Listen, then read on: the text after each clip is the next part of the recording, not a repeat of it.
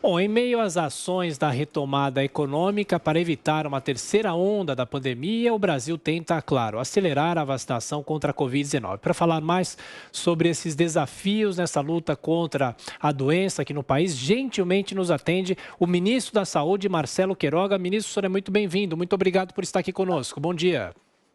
Bom dia, eu que agradeço a oportunidade de falar com vocês e com o grande público, Jovem Pan. Ministro, de que forma o Ministério está monitorando essa possibilidade de uma terceira onda do coronavírus? A gente vê que pacientes do Centro-Oeste estão vindo aqui para São Paulo por causa de faltas já de UTI. De que forma o Ministério está dando suporte aos estados para que, pelo menos, as UTIs deem conta dessa demanda, que não sei se o senhor concorda, deve aumentar nas próximas semanas? O que dizem os técnicos por aí? Então, nós temos uma época do ano, né, uma estação do ano, que é a estação mais fria, e isso aumenta, de uma certa forma, a circulação do vírus, não só do novo coronavírus, mas também de outras viroses respiratórias. A saída para isso é acelerar a nossa campanha de vacinação, o que nós estamos fazendo.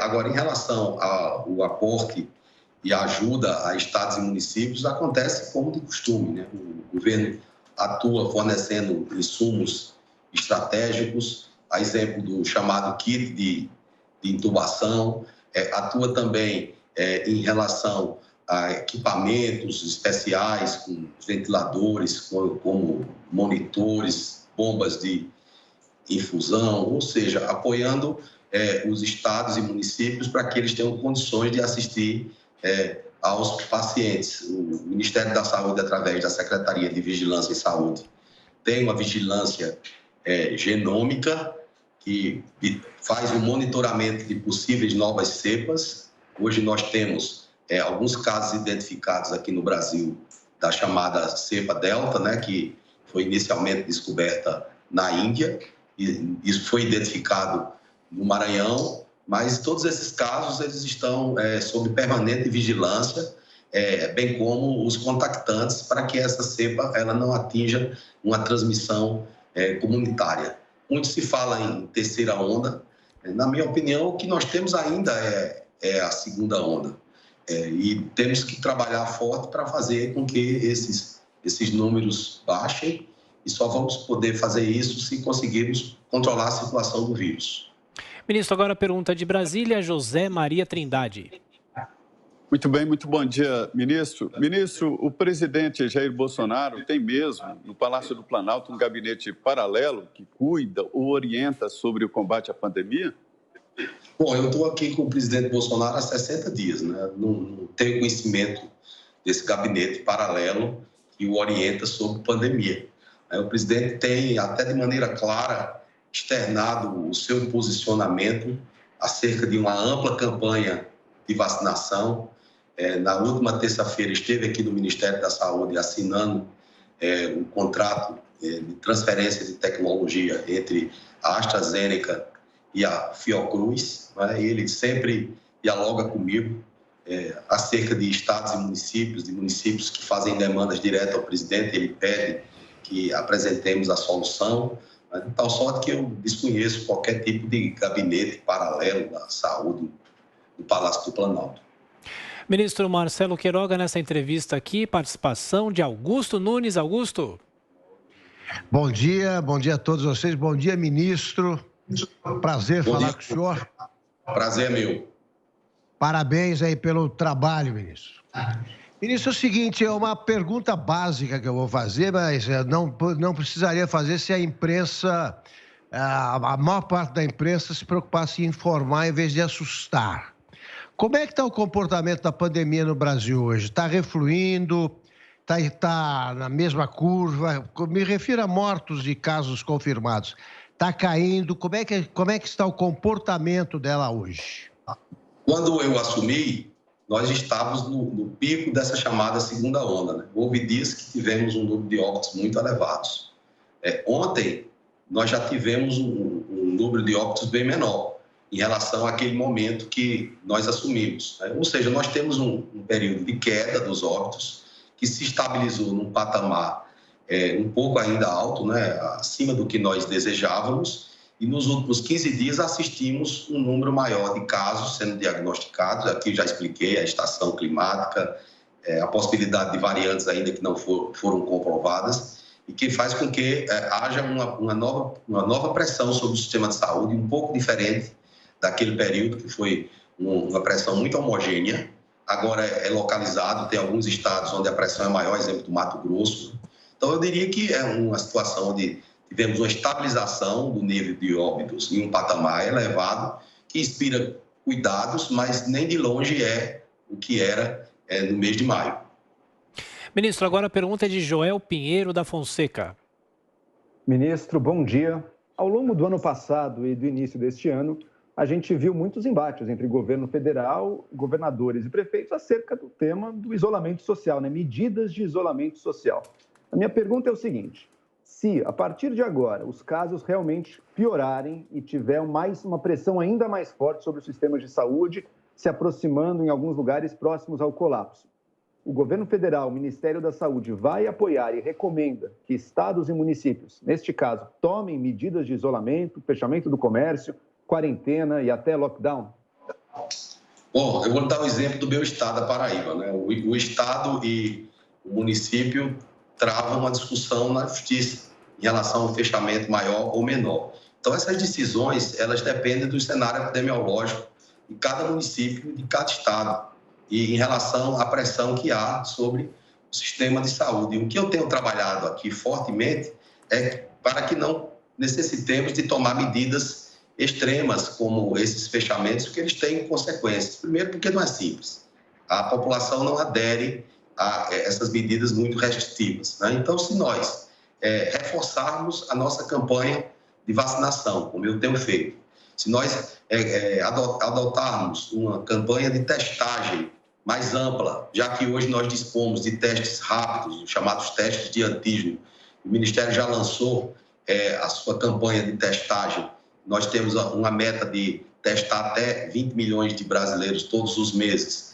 E se houver uma adesão maior às chamadas medidas não farmacológicas, nós vamos ter sucesso em evitar esses fechamentos que muitas vezes se busca e não se consegue, né? Então, temos que adotar as medidas sanitárias com mais rigor, apressar a vacinação para que consigamos conter a circulação do vírus, não descartando que em situações extremas municípios possam adotar medidas mais restritivas ou até estados. Sim. Agora, ministro, o secretário municipal de saúde de São Paulo disse que a cidade deve enfrentar um novo pico de internações e casos de Covid nas próximas semanas. Frase dita agora na manhã desta segunda-feira. Inclusive dizendo que esse pico deve ser considerado o período mais letal da pandemia, similar ao período mais letal da pandemia, que foi no mês de abril deste ano. Como o senhor vê essa declaração? Acredita que esse projeto, essa projeção pode ser a nível nacional? Nós temos que estar vigilantes, né, em relação a essa questão. Eu já falei que essa época do ano é uma época mais propícia à circulação do vírus. Por isso que no mês de junho, nós já temos uma previsão de 40 milhões de doses de vacinas a ser distribuídas a estados e municípios, né? Vamos ampliar a campanha de testagem para ter uma forma de isolar aqueles pacientes positivos e seus contactantes de uma maneira mais efetiva para evitar uma pressão maior sobre o sistema de saúde. Na próxima sexta-feira, eu já combinei com o doutor Edson Aparecido, nós vamos inaugurar leitos no município de São Paulo para reforçar o sistema de saúde, né? Para que dê um suporte adequado aos pacientes e a gente não tenha tantos óbitos hospitalares, né? Isso é um grande problema, né? Porque é uma doença que leva uma síndrome respiratória aguda grave e os pacientes que estão em intubação orotraqueal, uma boa parte desses pacientes, infelizmente, eles morrem, né? Então, temos que optimizar a assistência. O Ministério da Saúde, através da Conitec, já tem em consulta pública um protocolo para o atendimento dos pacientes hospitalizados, justamente para que tenhamos uma perspectiva de melhores resultados no caso desses pacientes precisarem de internação em unidade de terapia intensiva. Temos que ficar vigilantes. Esse vírus é um inimigo muito insidioso e que se nós baixarmos a guarda para ele, podemos ter resultados que não queremos. Ministro Marcelo Queiroga, o senhor vai voltar a depor na CPI. Eu queria que o senhor aproveitasse esse espaço aqui da Jovem Pan para esclarecer um assunto que foi polêmico na semana passada com o depoimento da médica Luana Araújo. Ela dizendo que ela deveria ficar, obviamente, no cargo que foi aberto para ela no Ministério da Saúde, mas ela ficou por 30 dias e acabou não ficando e que o senhor teve uma conversa com ela dizendo que ela não ficaria. O senhor sabe por quê? Por que houve essa justificativa para que ela não ficasse no cargo, ministro? Bom, em relação à Secretaria de Enfrentamento à Pandemia da Covid-19, o objetivo é centralizar as ações do Ministério em uma única secretaria. O meu primeiro nome para a secretaria foi a enfermeira Franciele Fontana, não foi a doutora Luana Araújo. A doutora Luana Araújo era uma colaboradora eventual, ela estava aqui conosco, nos apoiando em uma estratégia de testagem. E a minha função aqui no Ministério da Saúde, todos sabem a condição que eu assumi o Ministério, nós temos uma divergência entre médicos em relação ao tratamento inicial da Covid. Isso é patente, né? Então, um grupo de médicos assistenciais, muito qualificados, eles relatam as suas experiências próprias, né? Apoiada também em evidências científicas que não são tão sólidas. E os médicos mais ligados às sociedades científicas, à academia, eles defendem que determinados medicamentos não têm uma eficácia comprovada. Então, o que eu quero aqui é pacificar esse assunto, porque esse assunto ele não é relevante para o controle da pandemia. O que é relevante para o controle da pandemia é ampliar a nossa campanha de vacinação. Então, para resolver essa questão, eu tomei a decisão de encaminhar esses protocolos para a Conitec, que é a instância legal para realizar esse tipo de análise, né? Então, a doutora Luana, a despeito dela ser uma pessoa qualificada, entendeu-se no decorrer do processo que o nome dela não seria o melhor, porquanto ela já teria uma posição muito explícita a respeito dos temas de discussão, e isso talvez não nos ajudasse na solução desse problema. Então, eu não tinha ainda feito a nomeação da doutora Luana e resolvemos tomar uma decisão contrária, né? Vale aqui dizer que compete ao ministro escolher os seus auxiliares, né? E nós vivemos um regime presidencialista. Eu sou ministro porque tenho a confiança do presidente da República para exercer esse cargo, e o faço com espírito público e com compromisso com a sociedade brasileira. Então, vamos trabalhar aqui forte, buscar alguém com um perfil que se enquadre no que queremos para o Ministério. O que eu tenho feito aqui, a sociedade brasileira já conhece, eu considero esse assunto um assunto superado. Essa questão que o presidente interfere no Ministério da Saúde, o presidente interfere em todos os ministérios. Nós vivemos um regime presidencialista.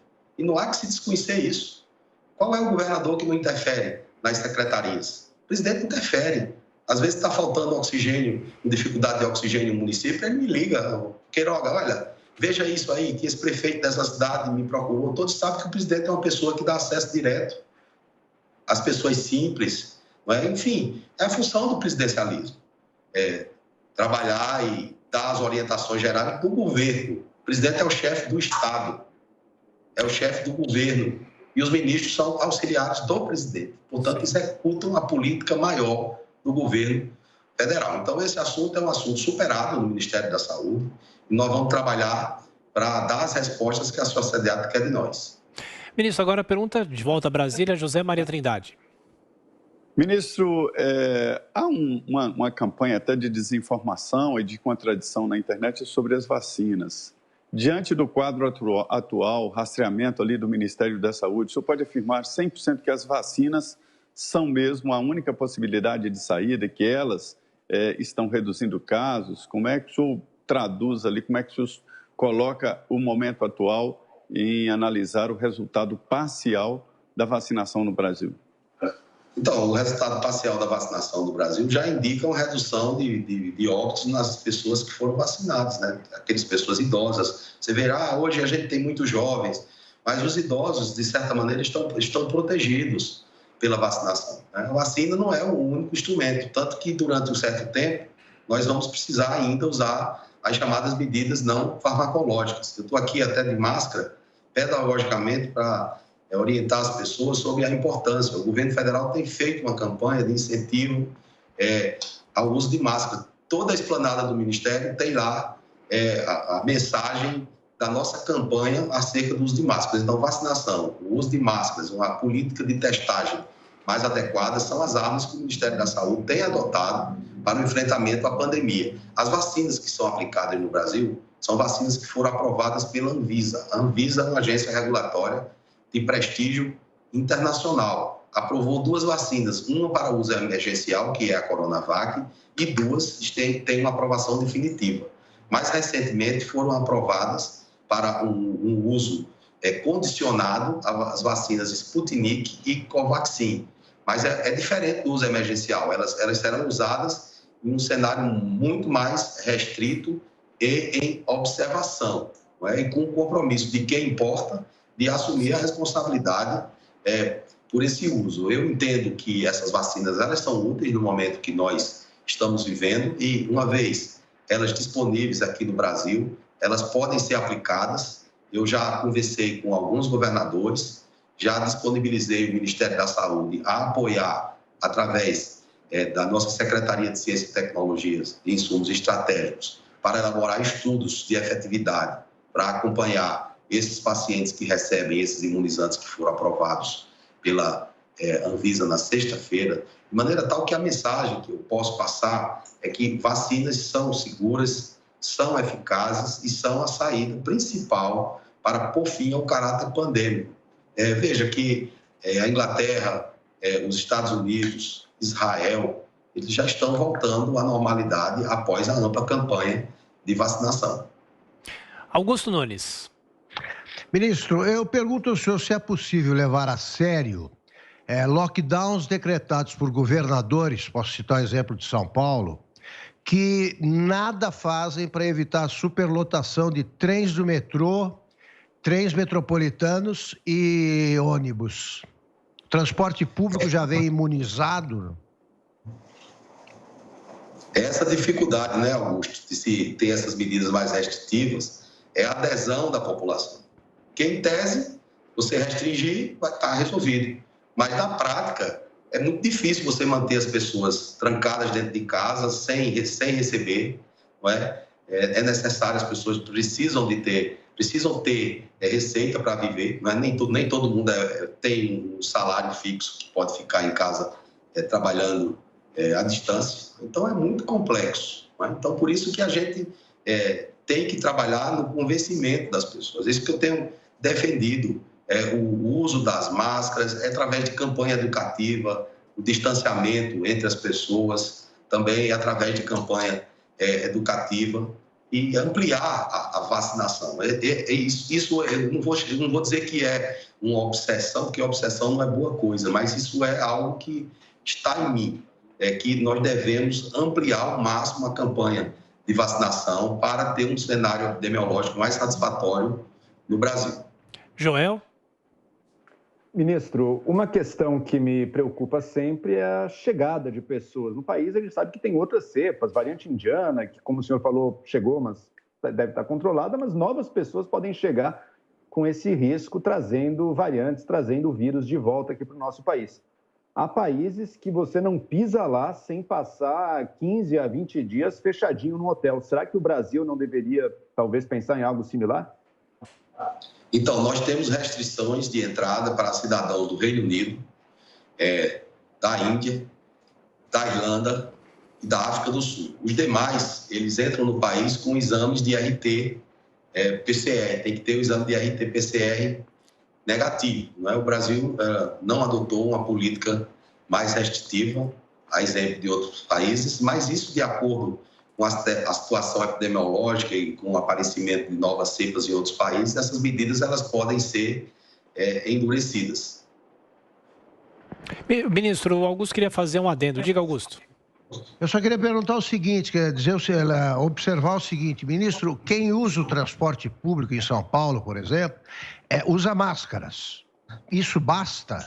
Porque os vagões vêm superlotados, vêm aglomerados. O mesmo Estado que se preocupa com a possibilidade de transmissão de Covid, com jogos de futebol sem plateia e com jogadores vacinados, acha que só máscara basta para quem usa o transporte público? Não. Estamos trabalhando num plano de mobilidade urbana que inclui a questão dos transportes públicos, não é?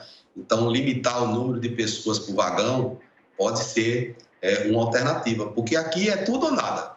Ou fecha tudo, ou abre tudo. Então, não pode ser assim. Precisamos chegar a um meio termo. Precisamos disciplinar o transporte público, precisamos também, em parceria com a iniciativa privada, com as grandes indústrias, adotar um programa de testagem eficiente para os trabalhadores. Isso também em relação à educação. Por isso que a nossa campanha de testagem, ela prevê a realização do teste rápido em ambientes públicos, como rodoviárias, como estação de metrô, a questão do ônibus. Ampliar isso aí, procurar fazer um pouco de todas essas medidas que talvez tenhamos um resultado bem melhor do que ficar com esse calor político que temos hoje. O Brasil distribui 30 milhões de doses de vacina, atrasou a vacina. Quer dizer, só passar uma mensagem negativa para a sociedade. O Brasil é um dos 5 países que mais doses de vacina distribuiu com a sua população, meu caro Augusto. Mais de 100 milhões de doses. Qual é o país que já tem, aqui na América Latina, um acordo de transferência de tecnologia para produzir vacina com autonomia em seu território?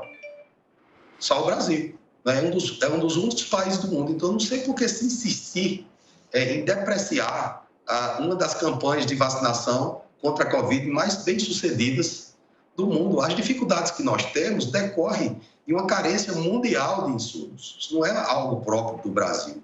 Às vezes se fala em atraso de contratação de um imunizante X, que se tivesse disponível naquela época poderia ter salvo tantas vidas. Se faz esse tipo de contabilidade como se a medicina fosse uma ciência exata, não é? Por exemplo, se a COVAX Facility, uma iniciativa da OMS, tivesse nos entregado todas as doses no período aprazado e ao custo de $4 a vacina da AstraZeneca, por exemplo, quantas vidas teriam sido salvas no Brasil? A responsabilidade dessa entrega não ter acontecido pode ser imputada ao Dr. Tedros Adhanom?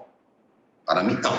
Para mim, isso decorre das dificuldades que nós temos dentro de um contexto mundial onde já é praticamente um milagre da ciência se ter vacinas contra a Covid em tão curto espaço de tempo. Então, o que nós necessitamos é de procurar ter um pouco mais de harmonia. As autoridades sanitárias, elas têm que ser acreditadas pela sociedade para que a gente consiga superar o nosso único inimigo. Nosso único inimigo é o vírus, que infelicita não só o Brasil, infelicita o mundo todo há mais de um ano.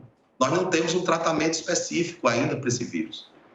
Há um mês atrás, a Anvisa aprovou um registro emergencial, um coquetel de anticorpos monoclonais, cujo nome comercial é Regencov-2. O que é que eu fiz? Eu encaminhei para a Conitec para avaliar essa evidência que foi apresentada, que sequer está publicada na literatura especializada, mas eles apresentaram para a Anvisa. Segundo aquela informação, esse coquetel teria o poder de, quando aplicado precocemente em pacientes com comorbidades, reduzir o efeito, o desfecho composto, óbito e internação hospitalar em 70%. Então, e se materializando isso, seria um tratamento precoce bastante eficaz. Mas, primeiro, nós precisamos comprovar se realmente essa eficácia é o que é dita por esse trabalho que não está publicado. Segundo, a gente tem que verificar o custo disso. Terceiro, a gente tem que verificar a disponibilidade das doses para oferecer no Sistema Único de Saúde. Quarto, a logística de implementação dessa terapia. Então, eu sempre busco a lei. No caso, a lei, o Brasil tem um dos regulamentos sanitários mais avançados do mundo, que é a Lei 8.080 de 1990, a Lei Orgânica da Saúde, e que foi complementada em 2011, com a Lei 12.401, se não for esse número, vocês me perdoem, criando a Conitec. É uma comissão permanente do Ministério da Saúde que apoia não só as decisões de incorporação de inovação, mas também a elaboração de protocolos clínicos e diretrizes terapêuticas. Então, vamos trabalhar aqui, com base no sistema público de saúde, na sua legislação, em parceria com os entes subnacionais, estados e municípios, para que tenhamos um cenário mais favorável e tenhamos condições de sair dessa epidemia o mais rápido possível, porque é necessário restabelecer de maneira segura a atividade econômica do Brasil. Sim.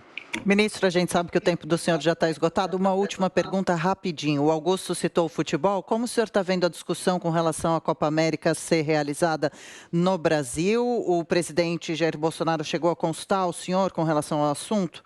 O presidente me consultou acerca dos protocolos, se haveria segurança com protocolos controlados para a realização desse evento no Brasil. Então, o primeiro ponto que devemos considerar é que a entrada de estrangeiros no Brasil, dos países da Copa América, não está proibida. Segundo, é que está acontecendo competições esportivas no Brasil. O Campeonato Brasileiro de Futebol aconteceu, não houve um caso de contaminação no campo. O protocolo da CBF que nós analisamos é um protocolo seguro e que foi realizado com o apoio de infectologistas de conceito. Aqui eu destaco o Dr. Clóvis Arnes, que é o presidente da Sociedade Brasileira de Infectologia, o Dr. Sérgio Zimmermann, que é um infectologista de grande conceito.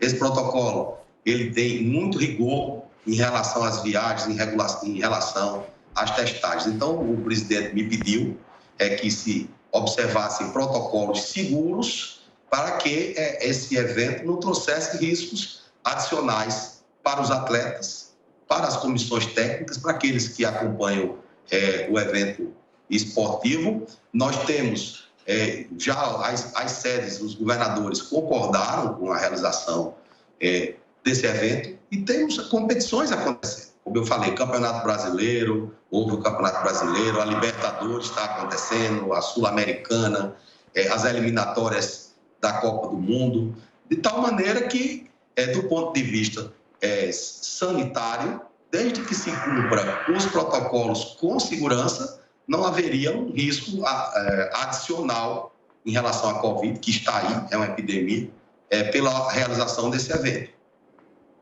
Ministro da Saúde, Marcelo Queiroga, muito obrigado mais uma vez pela atenção, pela gentileza, pelos esclarecimentos aqui à Jovem Pan. Fico o convite para uma próxima conversa. Um grande abraço, até a próxima. Eu que agradeço e muito obrigado e um abraço a todos.